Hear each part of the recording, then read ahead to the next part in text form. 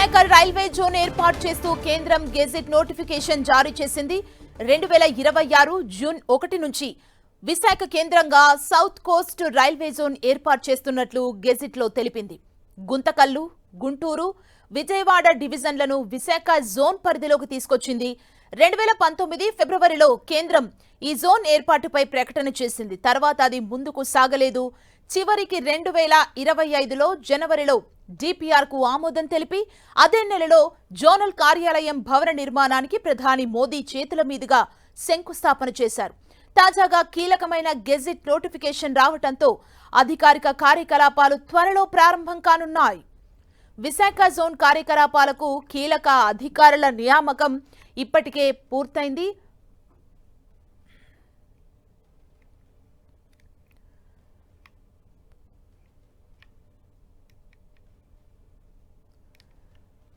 Visakha railway zone ని ఏర్పాటు చేస్తూ కేంద్రం గెజిట్ నోటిఫికేషన్ ని విడుదల చేసింది. ఇదే అంశానికి సంబంధించి మరింత సమాచారం మా ప్రతినిధి జార్జ్ అందిస్తారు. జార్జ్,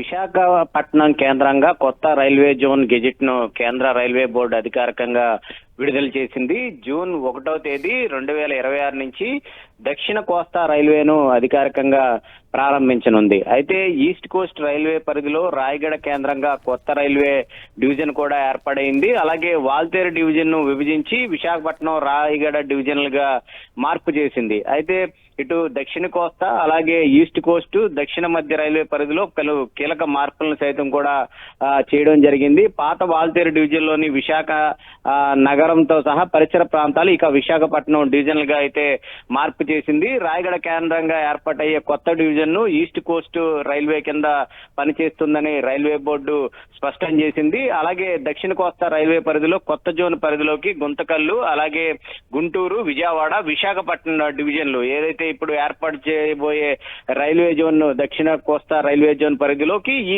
4 గుంతకల్లు, గుంటూరు, విజయవాడ, విశాఖపట్నం డివిజన్లను ఏర్పాటు చేసింది. ఇకపై ఇటు సికింద్రాబాద్, హైదరాబాద్, నాందేడ్ డివిజన్లు మాత్రమే దక్షిణ మధ్య రైల్వే పరిధిలో ఉంటాయని కూడా తెలపడం జరిగింది. ఇక ఈ పరిధిలోకి ఇటు ఇచ్చాపురం నుంచి పలాస వరకు గల మార్గాన్ని విశాఖపట్నం డివిజన్ కు బదిలీ చేసింది. అలాగే గుంతకల్లు డివిజన్ నుంచి రాయచూరు, వాడి జంక్షన్ సికింద్రాబాద్ డివిజన్ కు బదిలీ అయ్యాయి.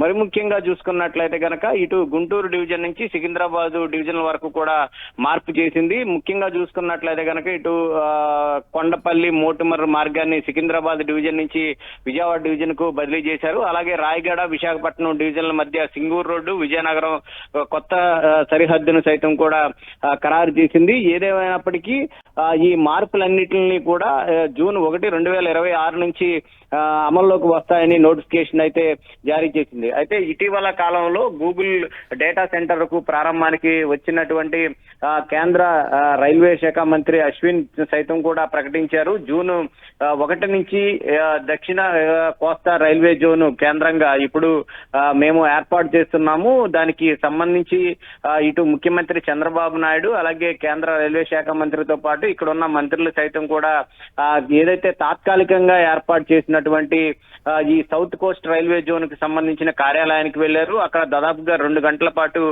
చర్చించడం జరిగింది.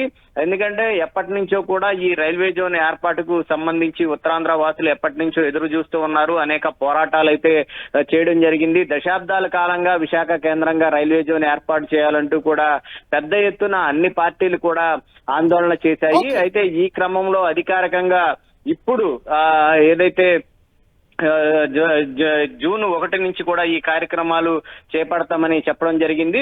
అయితే 2019 ఫిబ్రవరిలో కేంద్రం ఈ జోన్ ఏర్పాటు మీద ప్రకటన చేసింది. ఆ తర్వాత అది ముందుకు సాగలేదు. చివరకు 2025 జనవరిలో ఈ డిపిఆర్ ఏదైతే ఉందో దానికి ఆమోదం తెలిపింది. అదే నెలలో జోనల్ కార్యాలయానికి సంబంధించిన భవన నిర్మాణానికి ప్రధాని చేతుల మీదుగా కూడా శంకుస్థాపన చేశారు. తాజాగా గెజిట్ నోటిఫికేషన్ రావడం పట్ల అయితే ఇక్కడ ఉత్తరాంధ్ర వాసులంతా కూడా హర్షం వ్యక్తం చేయడం జరుగుతుంది. అయితే ఇటు ముఖ్యంగా చూసుకున్నట్లయితే కనుక ఈ జీఎం కార్యాలయంలో 1200 మంది అవసరం అవుతారని అంచనా వేస్తూ ఉన్నారు. జోన్ అంతటా కలిపి 17,000 మంది వరకు కూడా పనిచేస్తారు. ఇప్పటికే దీనికి సంబంధించి ఈ అధికారుల బదిలీలు ఇవి కూడా పూర్తయినాయి. ఏదైనప్పటికీ జూన్ 1 నుంచి అధికారికంగా విశాఖ కేంద్రంగా సౌత్ కోస్ట్ రైల్వే జోన్ కార్యాలయం అయితే ఏర్పాటు కానుంది. Thank you George.